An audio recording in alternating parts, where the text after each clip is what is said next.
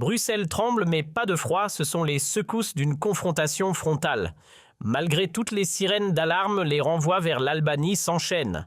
C'est plus qu'un bras de fer, c'est une gifle politique adressée à l'aristocratie technocratique de l'Union. Accrochez-vous bien, l'épisode d'aujourd'hui promet une détonation. Scène de théâtre à Rome hier. Giorgia Meloni souriante pose fièrement aux côtés d'Edi Rama. L'image est calibrée, une alliance sans fissure. Leur pacte migratoire. Ils piétinent les décisions des magistrats progressistes italiens, ignorent superbement les remontrances du tribunal européen de justice et balaient d'un revers les protestations des ONG. L'Italie, animée par une vision ferme, continue ses renvois sans faiblir et Meloni ne mâche pas ses mots. Dès que le nouveau pacte européen prendra vie en 2026, nos centres seront opérationnels fidèles à notre plan d'origine. Sa stratégie, exploiter l'appareil bruxellois pour concrétiser une souveraineté made in Italy. Flashback utile pour poser le décor dans le coin côtier de Schengen en Albanie. 2 centres flambants neufs sponsorisés et pilotés par l'Italie sont prêts à héberger jusqu'à 3000 migrants simultanément, soit près de 36 000 par an. Le tout hors territoire européen mais sous contrôle romain avec sécurité et justice. Made in Italy. Juge connecté en visioconférence depuis la capitale, s'il vous plaît, une démonstration musclée de souveraineté, version 21e siècle. Mais voilà patatras, la machine réglementaire de Bruxelles tremble mais pas de froid, ce sont les secousses d'une confrontation frontale. Malgré toutes les sirènes d'alarme, les renvois vers l'Albanie s'enchaînent. C'est plus qu'un bras de fer, c'est une gifle politique adressée à l'aristocratie technocratique de l'Union. Accrochez-vous bien, l'épisode d'aujourd'hui promet une détonation. Scène de théâtre à Rome hier. Giorgia Meloni souriante pose fièrement aux côtés d'Edi Rama. L'image est calibrée, une alliance sans fissure. Leur pacte migratoire.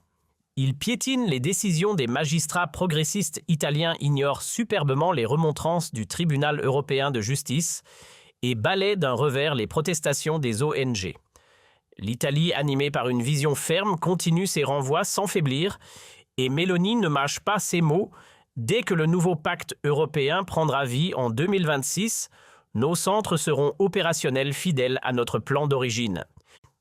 Sa stratégie, exploiter l'appareil bruxellois pour concrétiser une souveraineté made in Italy. Flashback utile pour poser le décor dans le coin côtier de Schengen en Albanie. 2 centres flambants neufs sponsorisés et pilotés par l'Italie sont prêts à héberger jusqu'à 3000 migrants simultanément, soit près de 36 000 par an. Le tout hors territoire européen mais sous contrôle romain avec sécurité et justice. Made in Italy. Juge connecté en visioconférence depuis la capitale, s'il vous plaît, une démonstration musclée de souveraineté, version 21e siècle. Mais voilà patatras, la machine réglementaire de l'UE s'en mêle. Coup d'arrêt immédiat de la part des juges italiens et de la Cour de justice de l'Union. Motif ?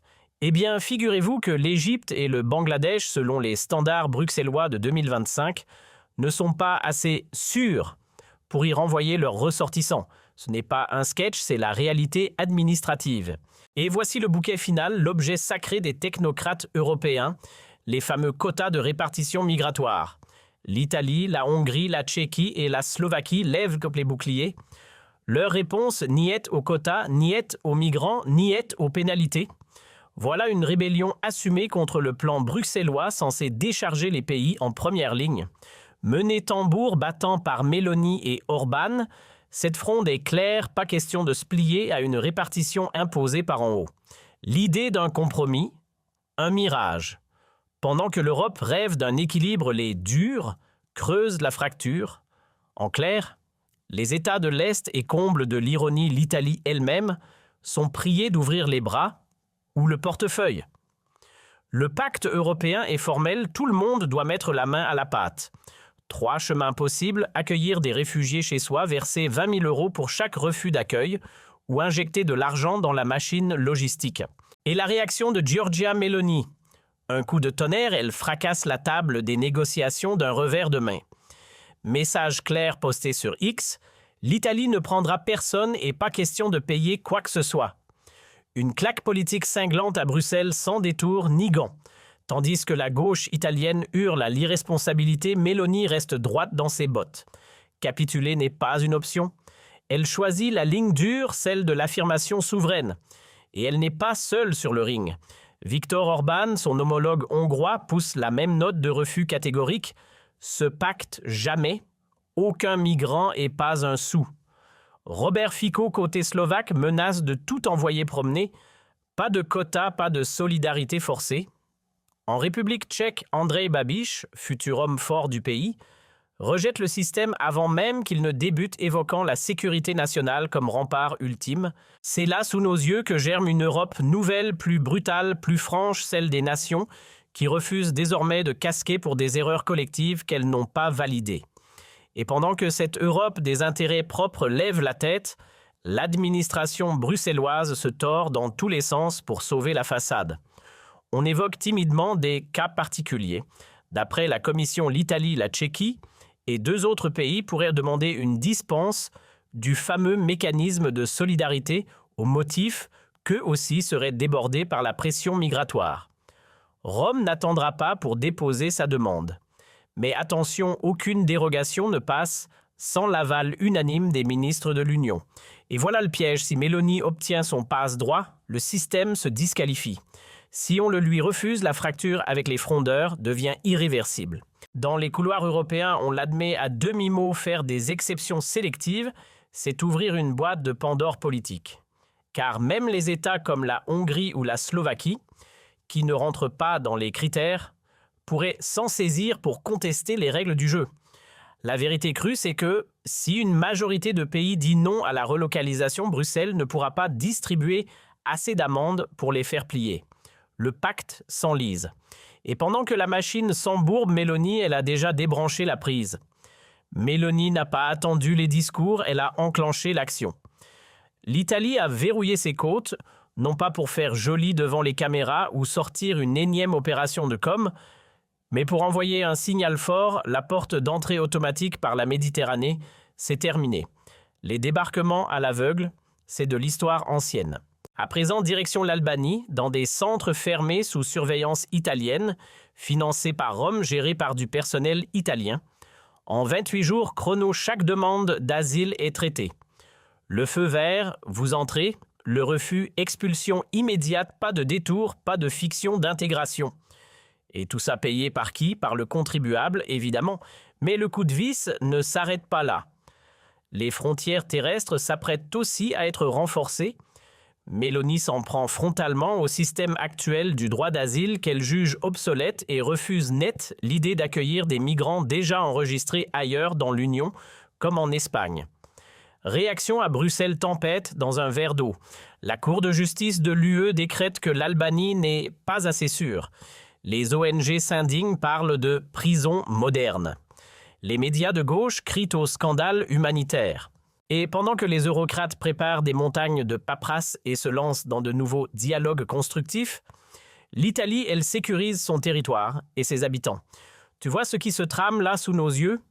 C'est l'image même de l'Europe qui part en éclats. Meloni, elle casse le mythe. Elle renverse le dogme, oui, des solutions nationales existent. Et pire encore pour Bruxelles et compagnie, elle marche. Mais attention, la menace ne plane pas sur Rome.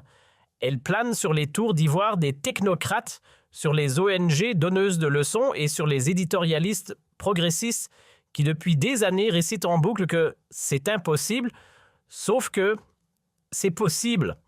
Et Meloni vient de leur coller la preuve en pleine figure. Même Friedrich Merz, le chancelier de l'indécision, paraît tout à coup bien pâle face à l'assurance mordante de l'italienne. Quand lui supplie la raison, elle impose le résultat. Quand lui convoque des sommets, elle tranche. Quand lui blablate, elle agit. Le message est limpide, rétablir l'ordre demande du cran, pas des conférences. Pendant qu'en Allemagne, des élus de l'AfD vivent sous protection policière et voient de leur voiture partir en fumée l'Italie, elle ne reste pas les bras croisés. Après les violences radicales des Antifa à Milan, où des dizaines de policiers ont été blessés, Meloni appuie sur le bouton d'arrêt d'urgence. Fini les indulgences envers la gauche radicale. Là où certains maires, comme Giuseppe Sala, relativisent encore en parlant de simple dégradation, la chef du gouvernement nomme les choses, c'est du militantisme violent point. Résultat, arrestation mise en examen. L'Allemagne observe la AfD en tête et réclame même l'interdiction des Antifa comme organisation extrémiste. Mais soyons honnêtes, à part eux qui osent seulement poser la question, pendant que Mélanie enfonce les portes interdites une à une d'autres pays, commencent à se demander s'ils n'auraient dit pas intérêt à limiter. Aux Pays-Bas, on repasse les copies. À Londres, on applaudit à haute voix.